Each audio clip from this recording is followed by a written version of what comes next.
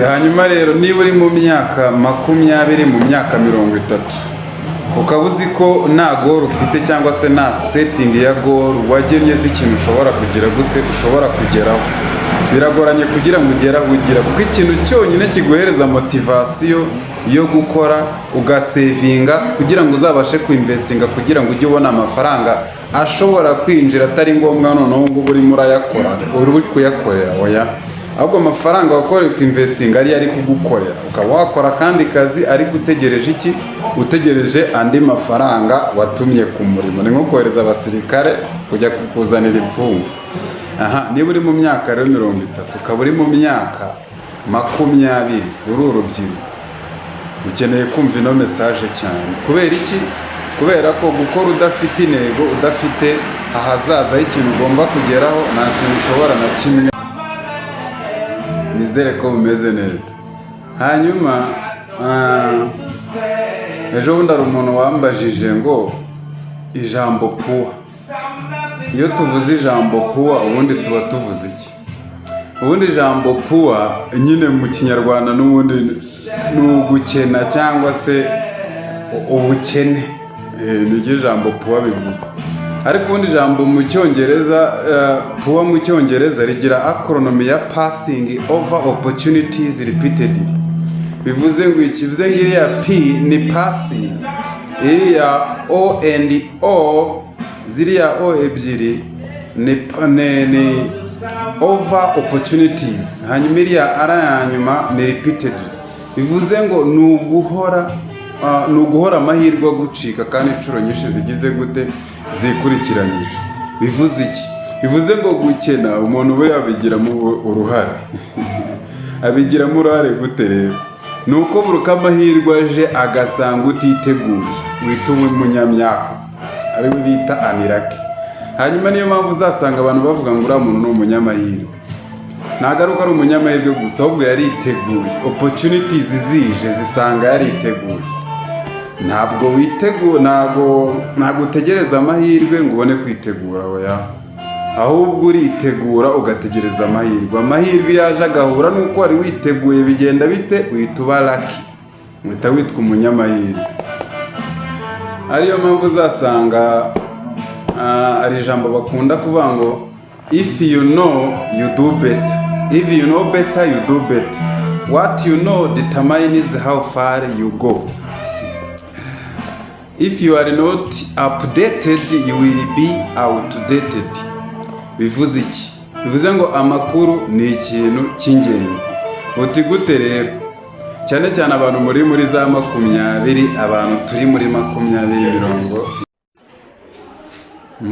hari akantu gato kari kanyuzemo.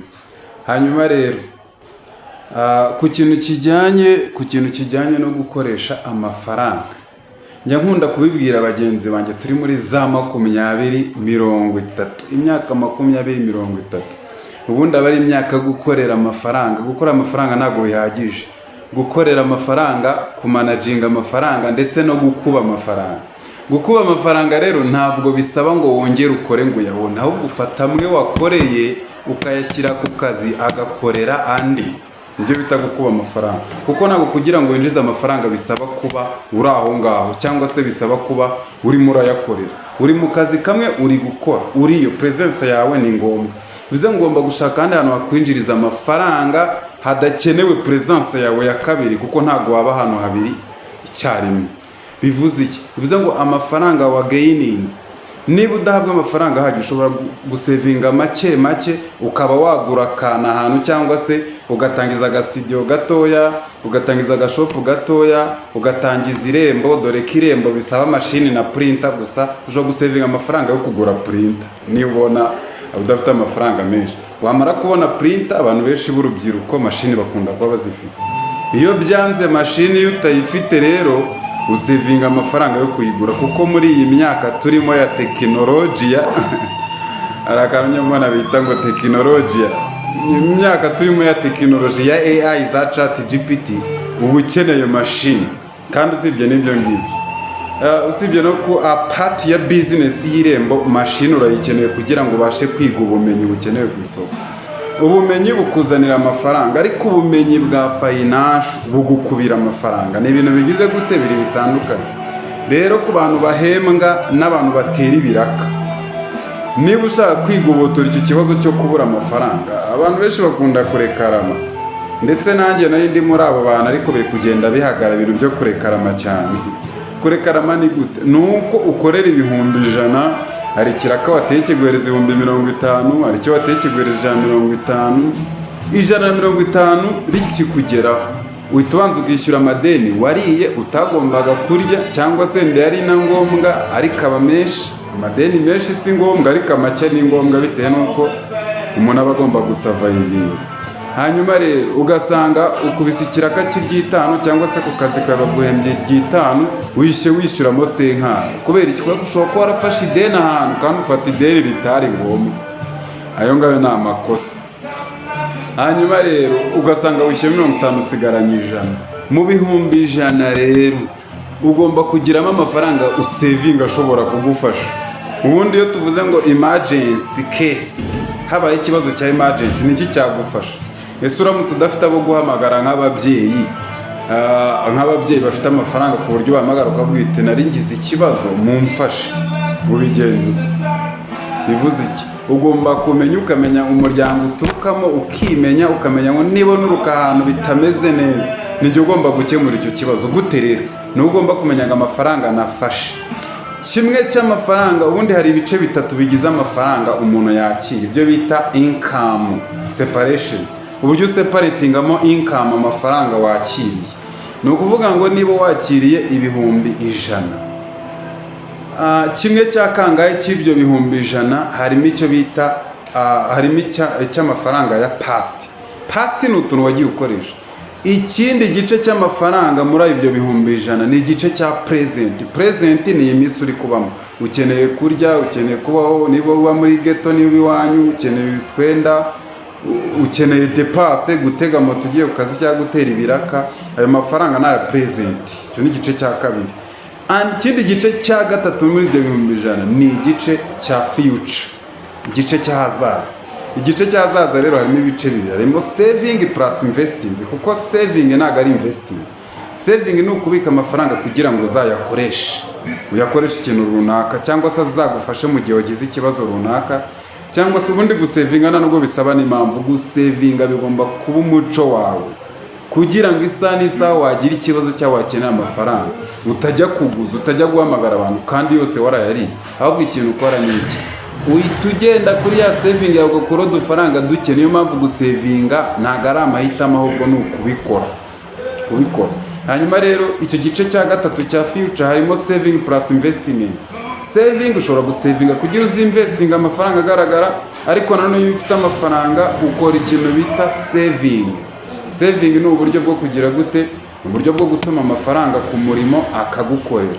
Urugero, ushobora gusevinga amafaranga yagera kuri 1,000,000 ukahita ugura ahantu akabanza, wakongera gusevinga indi 1,000,000 ukacyubakisha. Okay, twakomeje. Mbomba ndi kugenda nkora pause cyane bitewe n'iki? Bitewe n'iki? Murabona utu tuntu ziba zita bluetooth.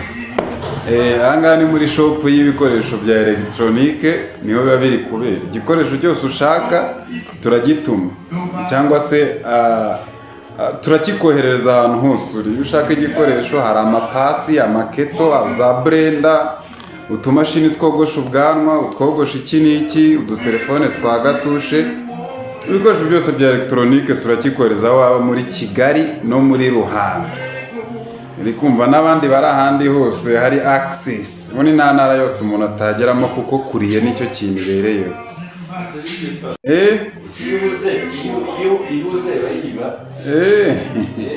Oya niko biba bimeze, ariko ni ugukorera akazi mu kanya. Okay. Ubwo ngubwo navuga ku igikoresho cyose washaka twakikugezaho kandi kikakugeraho kikaba kimeze neza. Okay, nta kibazo. Okay. Rero niba uri mu myaka 20, 30 byo bita Nyatarani, uri muri iyo myaka. Okay, hanyuma rero Okay, hanyuma rero niba uri mu myaka 20 mu myaka 30 ukaba uzi ko nta goal ufite cyangwa se nta setting ya goal wagennye z'ikintu ushobora kugira gute ushobora kugeraho, biragoranye kugira ngo ugeraho ugira, kuko ikintu cyonyine kiguhereza motivation yo gukora ugasevinga kugira ngo uzabashe kuinvestinga kugira ngo ujye ubona amafaranga ashobora kwinjira atari ngombwa noneho ngo urimo urayakora uri kuyakorera oya, ahubwo amafaranga wakoreye ukinvestinga ari kugukorera, ukaba wakora kandi kazi ari gutegereje iki, utegereje andi mafaranga watumye ku murimo. Ni nko kohereza abasirikare kujya kukuzanira imfungu. Niba uri mu myaka rero 30 ukaba uri mu myaka 20 uri urubyiruko, ukeneye kumva ino message cyane. Kubera iki? Kubera ko gukora udafite intego, udafite ahazaza y'ikintu ugomba kugeraho, nta kintu ushobora na kimwe